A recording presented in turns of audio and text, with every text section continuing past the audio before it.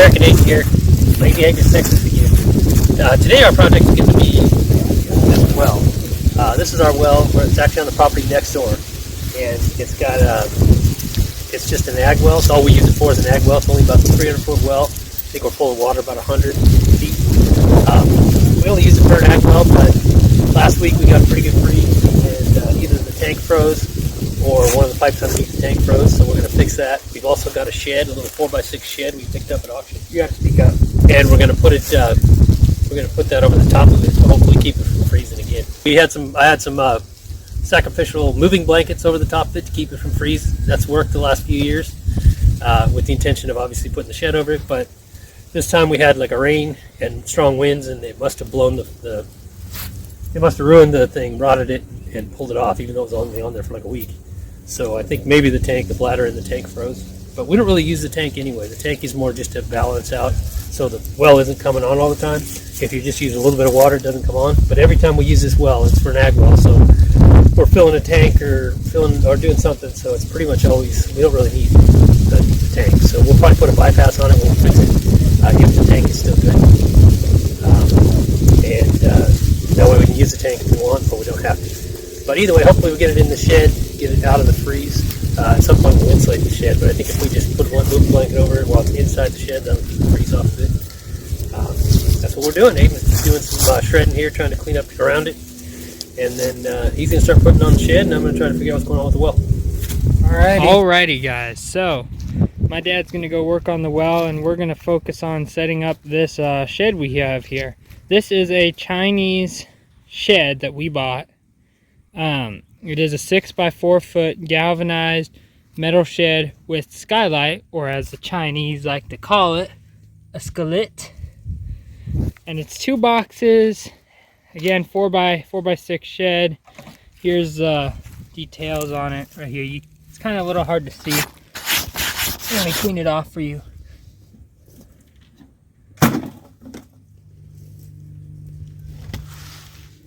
.30 gauge metal sheets, and the support frame is 24 gauge. Now keep in mind this is lightweight, but we are only going to use it for a well shed just to keep the freeze off of the well. Here in South Central Texas, we don't typically get freezes or snow very often, so it's not really, doesn't need to really be heavily insulated. It's just a preventive measure for the rare case that we do get a freeze. So I'm going to set this up, and we're going to pull this open and see what we're dealing with here. Alrighty, so this is the box right here. There's 2 boxes, like I said, and this builds 1 shed. So I'm going to start cracking it open, and we're going to see what we get. So the shed, the dimensions of the shed are 6x4 foot. It is 29 square foot is going to be the max, is how large it is on the inside. And this particular brand is the Land Honor. It is a China brand, but I guess they're based in Canada, Toronto.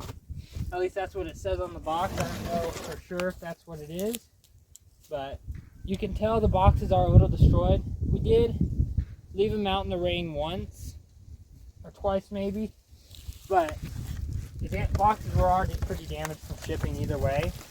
So this is box number 1 here. A bunch of panels, and keep in mind these are pretty thin panels. I don't know if you guys can see it. I'm trying to show you. It is pretty thin, but like I said, it is for a well shed, not for, you know, keeping animals in or something. It needs to be particularly structurally intact. Well, it's not standing up to anything is what I'm trying to say. Alright, we got some more panels. These are the triangle panels for the roof. Give the roof its angle.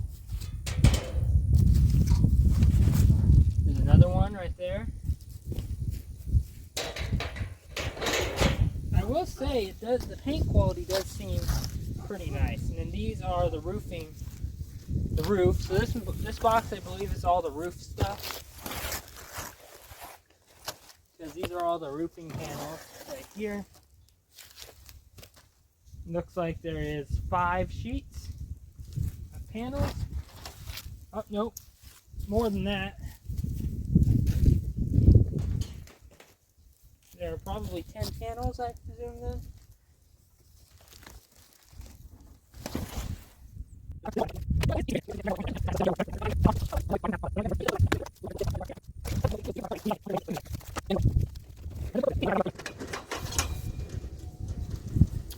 These are going to be your support beams. They are galvanized, I will give it that.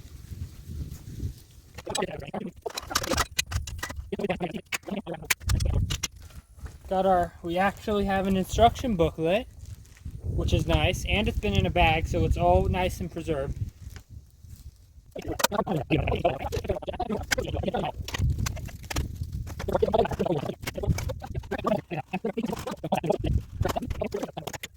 These are going to be your vents. They're just plastic vents. There's not much to them. Don't know the quality. They're vents. Rubber or plastic nylon washers. I don't know what these are for at all. And then your army of bolts and screws and nuts. These are actually metal screws, which is interesting.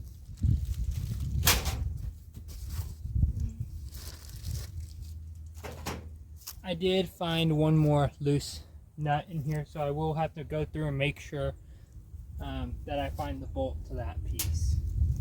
Other than that, it looks like that is it to our little unboxing.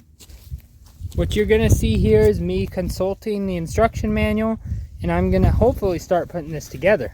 So stay tuned.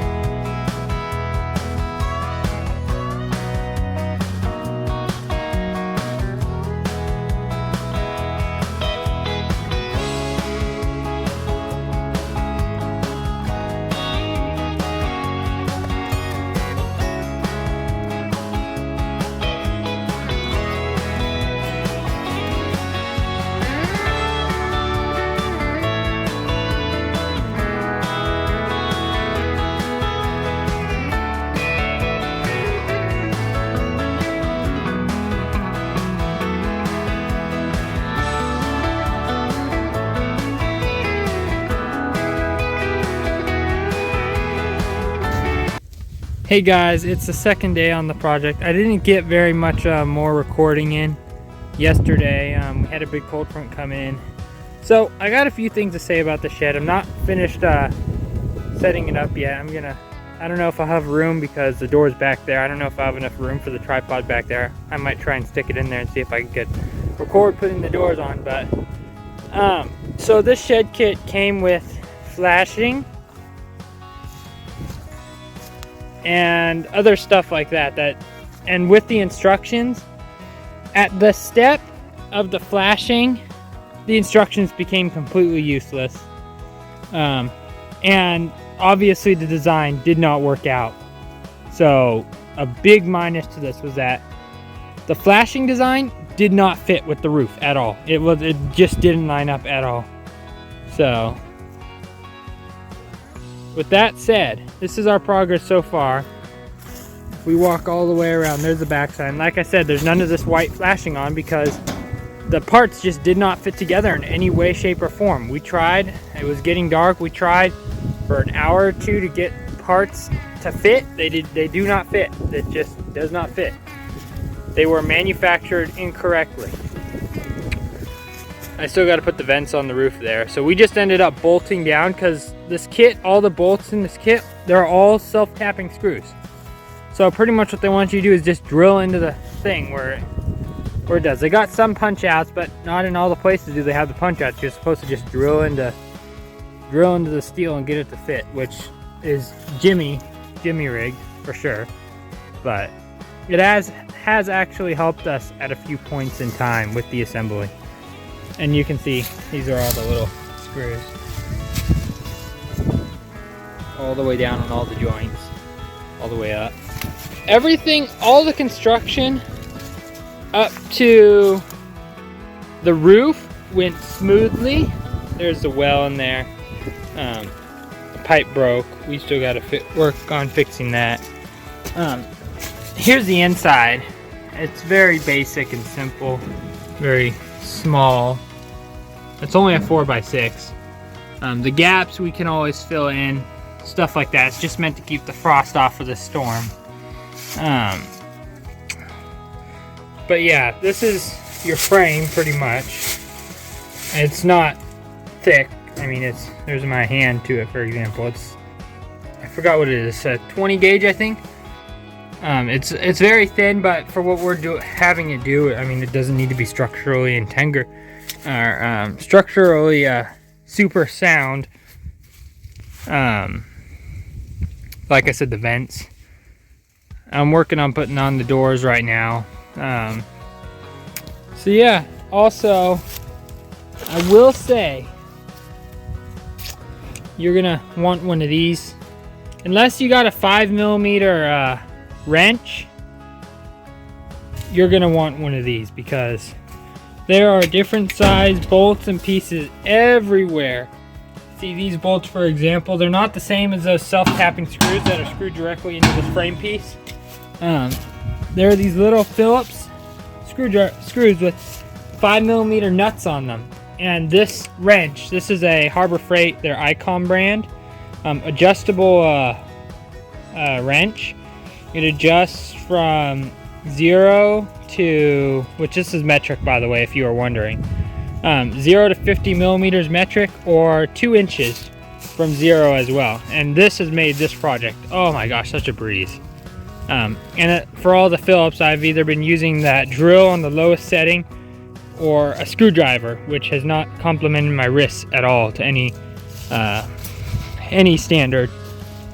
But other than the roof design flaw, the sheds, it feels really good for the price point, which is around 250 bucks. It was a good buy. It was a good buy for a well shed. We have plenty of room for the well in there. Like I said, we had to cover it up last night because the first night of our freeze was yesterday and it wasn't quite done. We didn't have enough time to get it finished.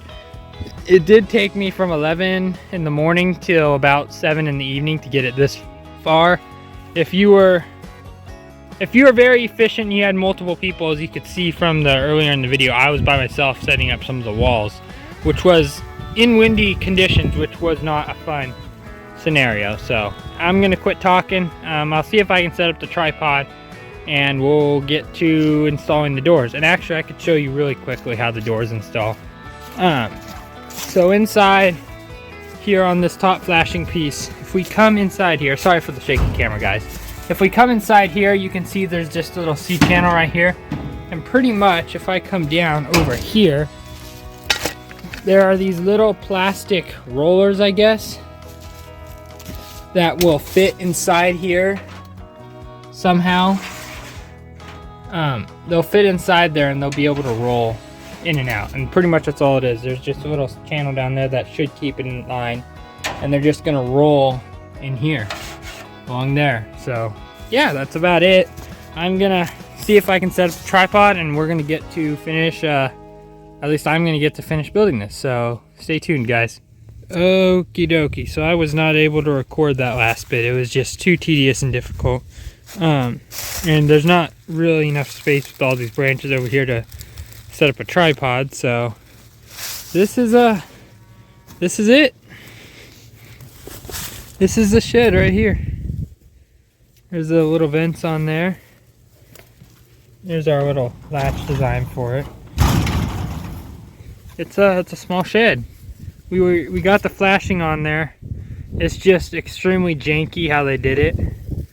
Instead of actually securing it, it just literally sits on there, not attached to anything other than itself, and pretty much it's just locked in place by the roof.